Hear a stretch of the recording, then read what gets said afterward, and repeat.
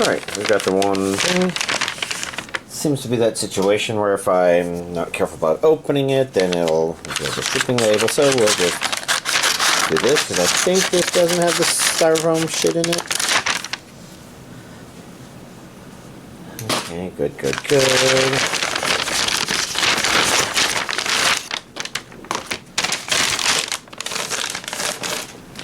That's a little weird.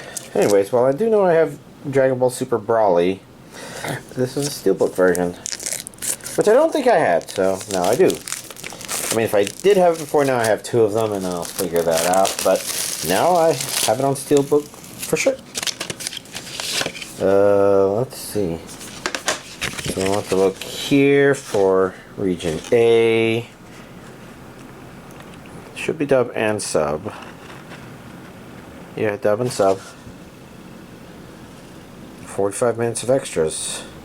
Interview with the cast, Dragon Ball Super, The Legacy. Are you smarter than a voice actor? Voice actors answer your questions. That stuff.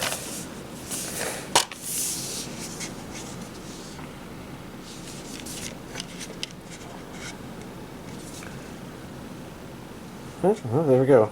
When that's lined up, that's actually kind of neat. And then we got Sasuke, the complete television series on Blu-ray. Oh. Let's get the scissors out to cut into that plastic a little bit more deliberately. It is some pretty tenacious plastic. Oh.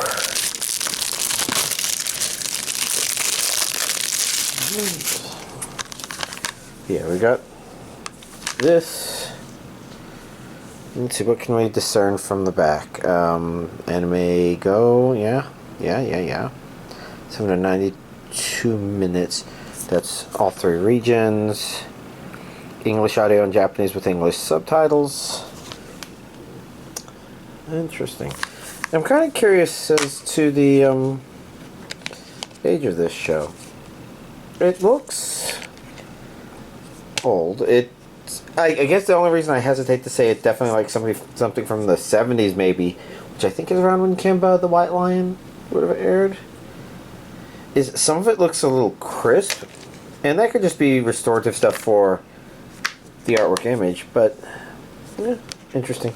I'm not too familiar with it myself, but anyways, straightforward enough. Here's this week's physical anime collection update. Alright, let's start getting through this week's anime. Top of the list, My Hero Academia final season. I did not enunciate that very well. I apologize. Sorry for the loud noise too. My Hero Academia final season, season 8, episode 162. Which I know I'm always going to be like 6 days behind, 7 days behind. It's not 7 days, 5 days behind. But yeah, latest dubbed episode as of last Friday, and it. Yeah, I liked it. I was just thinking of some of the stuff I wanted to say. I'm like, I don't really want to say any of it because I don't want to spoil stuff accidentally. I'm not sure how this whole final season will be overall, but you know, still appreciated that one episode for sure. Next up, with my Friday friend, we watched ReZero Season 3 episodes 51 through 52. So that would be the first two episodes of the third season. And the first episode is, of course, really long, like an hour and a half. Like, even longer than the Frozen Bonds movie that we watched the week before. And it was really quite interesting rewatching the episode, because I remember watching it the first time and noting that it took it a while. It was going through a lot of stuff. I could understand exactly why they didn't break it up into 4 episodes, because it isn't the most exciting of materials, I would say. But, you know, in retrospect, I would say that it's actually all important stuff. Like, I think it's highly appreciable that they didn't cut it down, I guess. Like, they could have made portions of it shorter, cut stuff out. And I think the third season actually would have suffered if they had done that. Because, I think a lot of stuff that happens in that first episode are, if not everything that happens in that first episode, are pretty relevant to the whole season. And I had a lot of thoughts while watching it, but I don't know how much I really want to say, because it's just like, there were very interesting things that, watching it in retrospect, having seen the third season, it's like, yeah, still not the most exciting ReZero-ish stuff, but I think there are interesting narrative things in there that I didn't see the first time I watched it. It was very intriguing. And then, of course, 52 is, you know, season 3 continuing after the end of 51 put us full into, oh yeah, this is ReZero territory. So, you know, I think that was all fun. Campfire Cooking in Another World with My Absurd Skills, season 2, episode 5. I'm just trying to think what may or may not have happened after the end of that. Overall, I would say it was just entertaining stuff, I guess.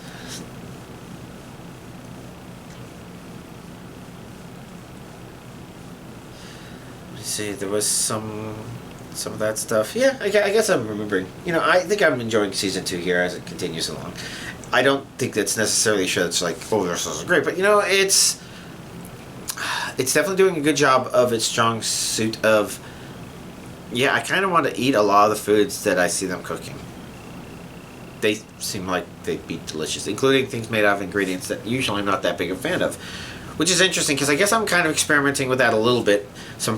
I bought some frozen dishes that have like pork and sausage in it, and I'm not a big pork or sausage fan usually.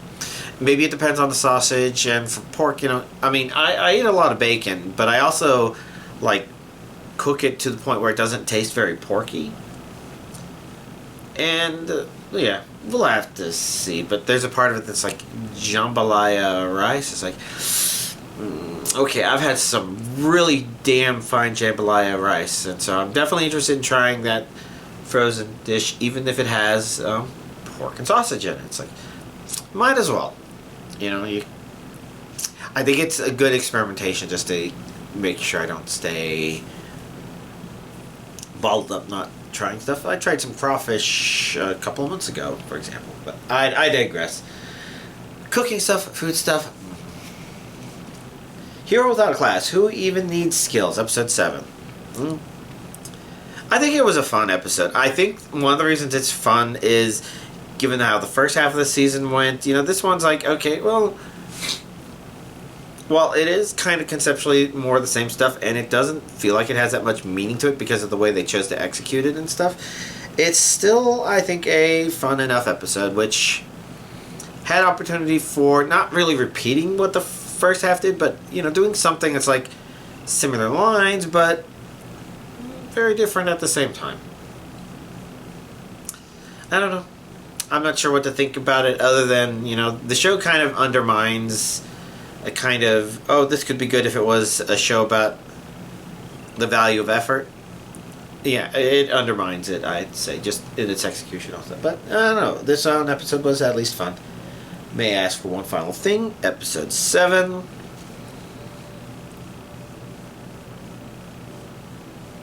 Trying to remember some of the stuff in there. I do think we had some good Lady Scarlet shenanigans happen. I think it's also neat, and I'm glad they executed this way. We're getting some of the real strong shoujo stuff with Lady Diane. I hope I'm remembering names correctly. Or honorifics even. But I think it's appreciative because the show isn't really undermining what it's established so far, and I do feel like it sort of supports it and allows it to continue doing its unique may I ask for one final thing sort of stuff, while also, I think, giving a good outlet for some good standard shoujo. That's just my opinion on this side of things. My gift level 9999 Unlimited Gacha, episode 6.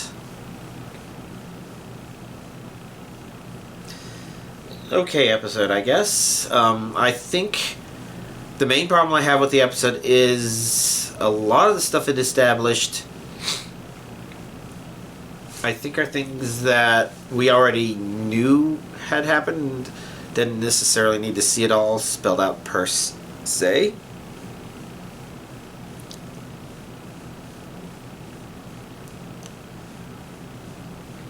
And I guess we got a little bit of sort of main story, sort of concept happening at the very end, but I don't know. I'm really wanting to see the resolution to what's going on.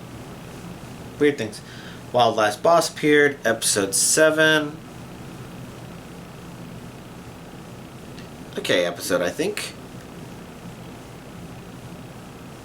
I'm not sure what else I have to really comment on. Kind of want to see things march forward, but I don't feel like it wasted our time per se, like Gift Level 999 Unlimited Gacha did. Which I think calling it a waste of time is not quite right. Just more like a I don't know what to call it, but it's Wild Last Boss appeared. Fine, I guess. Tale of Wedding Ring, Season 2, Episode 6. Okay, stuff I would say. I think there's just little nice, sort of normal, hero story sort of stuff building up here. Not just with our main character, but also with the Ring Maidens in general. And, overall, fine. Spy Family Season 3, Episode 43. I could have sworn these were numbered, because my numbers here were single digit. And usually I try to copy whatever is on Crunchyroll because I don't want to try to count. But I guess for whatever reason I needed to count. So very strange. But anyways, Season 3, Episode 43, which is like the 5th or 6th episode of this season. And what all happened in it? We had... I remember what happened at the very end. I'm like, oh, based on the title of the episode, I would have expected that to happen more at the midway point, and we would have seen more about it. But I think it's good that it's not necessarily there, because it means that it isn't a one-off throwaway thing. It is important. It feels important. And I'm definitely curious to see what it's going to do, because it's an interesting setup. So, neat episode. To Your Eternity, Season 3, Episode 6. A bit of a weird episode. Mostly because there are elements of it that raise questions that aren't necessarily questions you haven't had in the series up to this date, but they are questions that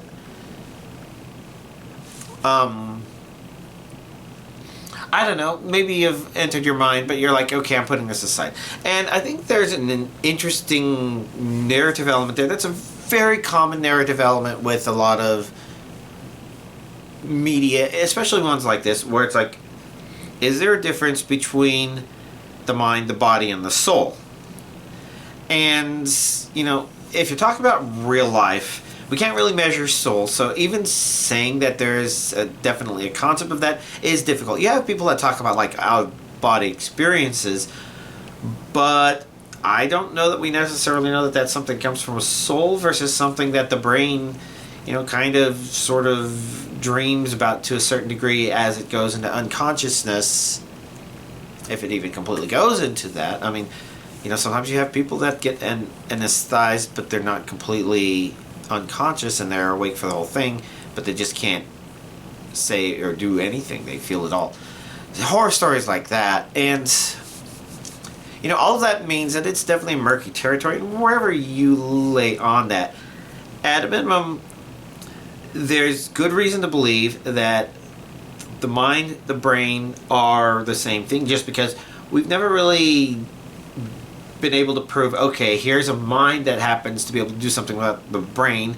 Instead, the brain is just so fucking complicated that there's no way we could track it, but we can see that when we do certain things to the brain, we definitely affect the mind.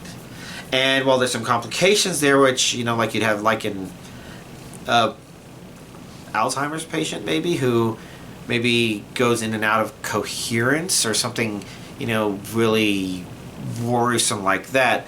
It's like, okay, how much you can separate those things is hard to say because all evidence in the real world of something we can actually test and prove is that we can affect the mind by affecting the brain. And we never see anything that's necessarily the other way around. So, for something like To Your Eternity, like when Fushi transforms into an animal, is he just kind of a copy of the outward appearance of it? It doesn't seem like that would be the case. Just because like he'll generate like fruit and people will be able to eat fruit, and if it was just a kind of shell of an example of a fruit, then theoretically eating it, even if it tasted fine, would probably not be the actual things it would normally be made out of, and so it'd be a little weird. So, it's playing a little fast and loose with that, especially with Fushi himself being like somewhere in between a copy of the mind of the animals and people and stuff, but being his own person separately. And you know what? It's not a very narratively well-defined thing, and that's kind of fine. But it's always been there from the beginning. It's just that this one's like, okay, well, this time I don't know how much I want to spoil this, but it's like, it raises questions, like,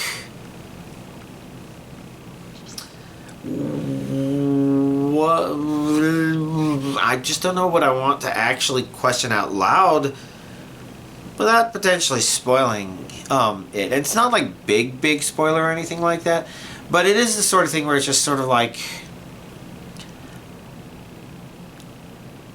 I don't know. I have to wonder what's kind of going through the writer's head at this point, because I'm not sure I would call some of this stuff exploration of love, which I don't know that it's necessarily meant to be, but I don't know. Like, it does feel like if you wanted to build it up from a rational perspective and something that's also going to have emotional impact, you should at least begin with something that's a rational thing. It's like, the concept of love definitely begins with, continuing on the species, but there's more than one definition of that. There's sense of community as well as sense of kinship as well as sense of offspring and stuff like that, and I think it might be trying to do that, but it's just a strange episode that I'll have to see more to just kind of see, but this episode brought some of this stuff more to the forefront, and there's things about it that worry me, and we learn things, and I think the next episode isn't really about these concepts that it brought up, but it's about the kind of story that we're seeing develop. Anyways, interesting season. Definitely a strange episode, though. Gotakuda, episode 18. Oh, speaking of strange episodes, it's not like the content of this episode was strange, but like I mentioned this before, that Gotakuda is kind of worrisome in that I'm always worried that it's on the verge of falling completely into distracted shonen territory, where it's like, okay, now here's a part where we're gonna spend an entire 10 episodes where you get to see how all 10 of these other characters that are cool, and you want to see them, how cool they are, and we want to show how cool they are. We'll just spend 10 episodes where we get to show them off without advancing our main character. But this one did, I'd say, two things to advance main character sort of stuff. It did it. So one of the characters that they were showing us, I think we kind of got to appreciate how what they're going through is not necessarily, oh, here's this show's giving us an excuse to see their past, so much as telling us, alright, here's their past and here's why it's relevant to the main character. So I think that's appreciable. Likewise, at the very end, they did just go to, oh, here's the next couple of people fighting or something like that. It's marching forward. So like the previous episode, a complete distraction from all that stuff, important stuff, and the battling there was fine. I'd say the battling in this one was maybe a little more cool, although They maybe have also tried a little harder with some of the music. Some of the character reveal is interesting, but yeah, strange.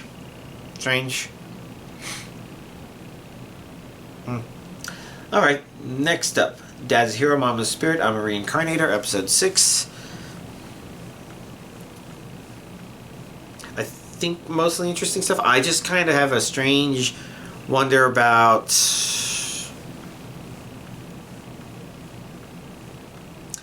Well, a couple of things. First of all, we're halfway through this season. I'm like, why is the fact that she's a Reincarnator important? Theoretically, it's okay. It made her more mature than she actually would be. But then what about her supposed power? It's like, I don't know why they even had this part. They could have even, at this point, they could have just made it where, oh, she has the ability to make diamond. Oh, except that they did that too. So it's like, I don't know what to make of all that. Some of the story elements, I'm like, I didn't expect them to be that intense. And I guess some of why they were that intense makes sense. But some elements of it kind of surprised me because I'm like, I thought characters would at least have a bit of a hint of an understanding. And there's some convenience in terms of what happened that's like, oh, how convenient that we would get an info dump like that. Weird episode. Still pleasant to watch for some reason. I don't know why. Gatherer's Adventure in Isekai, episode 7. Again, you know, a lot of these storytelling elements of this are kind of basic, straightforward sort of stuff. So there's some risk of me dropping it. I think.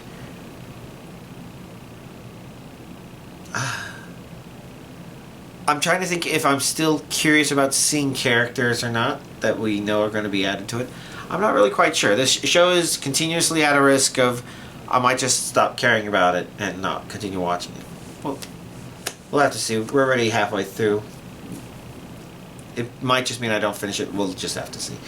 Fated Magical Princess, Who Made Me a Princess, episode 9. Again, this one, I think this show continues to be one where it's similar to the problem I've been worried about for Gotakuda in terms of it feels like it drifts away from its central premise a whole lot. Now, it does pretty things. It's really neat to look at, and I think it feels like they kind of maybe had a little bit of their animation budget planned for this episode. Not that they did any one big thing, but just like a lot of the subtle character movements feel not very like what they would do in a normal anime. Now, to be fair, I think it might be Chinese made, so they might be that maybe that I'm used to like Japanese studios and the way Japanese studios might do things on the cheap to pricey end of the spectrum, but maybe there's different modus operandi coming from this other company. Maybe. I don't know. But interesting. But this episode, I would say it didn't feel like it really covered anything that I feel is relevant to the fundamental premise of it, and it is more of a just, this show can be really nice to just watch sometimes. Neat stuff in it. Hard to say if it felt meaningful or not. Status as an assassin obviously exceeds the heroes, episode 6. I think this show is continuing to be the way it's been, where it's like, okay, there's some things that are moving a little fast. Some things that seemed convenient before got a little bit explained here, but it's just sort of like, it feels a little too late for those to be explained. Sorry. There's something about the execution that is definitely leaving something to be desired. Not that it's, you know, it still has really neat animation, really neat characters, really neat ideas. It's just something about the way it's executing stuff just narratively does not feel right. Even though it doesn't seem to be rushing, I think it's rushing somehow. But it's just not doing it in the normal way I'm used to, I think. Maybe because it's skipping certain narrative tells that are supposed to be there to let the audience know, yeah, this is why you shouldn't be trusting that character. But they're not all gone. It's just some of them maybe feel like they're not there. Very strange. Oh well, do I have anything else to really talk about? I don't know. I guess 2v8 is happening Dead by Daylight. I appreciate Pyramid Head and Dracula being in there. Really quite fun. I haven't played it much though. Maybe only like 3 games.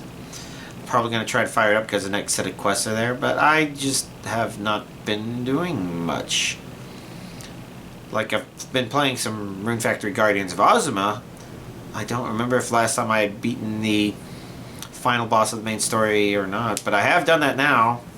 I'm in the post game, but I'm not in the post game dungeon. But that said, I'm mostly just waiting for time and trying to figure out fishing because the information on fishing out there is it's full of bullshit. It's not complete bullshit, but there's just so much bullshit there. Some of it is, I think people don't know what exactly they're documenting.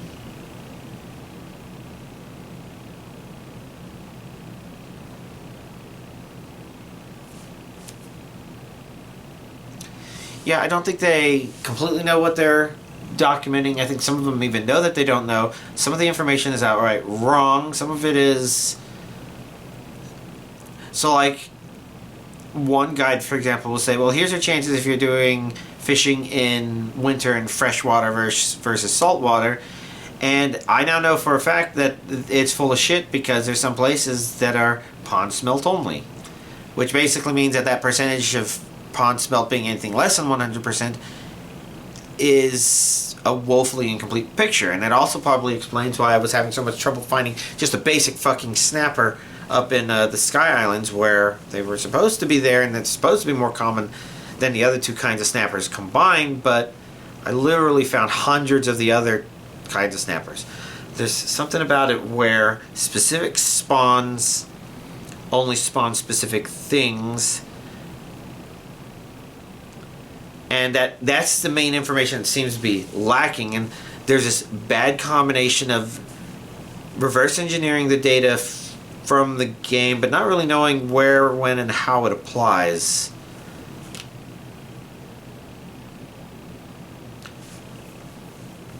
And unfortunately, somebody did have the JSON data of what they had pulled, and they put it on a paste bin, but that has since expired. So that leaves out the possibility of me looking at their data and saying, okay, well, let me try to reverse engineer it, because maybe I can find a thing here that says, all right, in a pond where you're going to find, or in a fishing spot where you're going to find these kinds of fish, here's where these other ones may appear when it starts raining. But I think what I just need to do is I need to scum save to force it to rain in Summer Village. Because I think the three things I need are going to come from there. And I don't think they're the rare hard ones to get. I think Flounder wasn't the single hard one. I got more flounders than I did sand flounders. Fucking flounders. And I don't mean flounder from the Little Mermaid. I mean the flounders in this. Anyways, I digress. But yeah, I'm not quite sure how much further I'm going to be going in the game. Yeah, just not sure. Anyways, I guess that's pretty much everything I'm going to talk about. Tomorrow's Veterans Day, so hopefully y'all remember, our veterans. Have your thoughts, think about them, the sacrifices they've made. Even if you're not a big fan of the military, there's probably some veterans in your history you can probably think of as where you're like, okay, well, they did help overthrow the fucking Nazis or something like that. Or they kept things together in, maybe Korea, I don't know. There's a lot of wars. Some of them haven't been as publicly accepted. And some of them, maybe people were being used. Maybe some of them you could say they were doing their best and because they believed in something, and I don't know. Just think positive thoughts about them. So, yeah. Have a nice Veterans Day, and y'all have a nice week.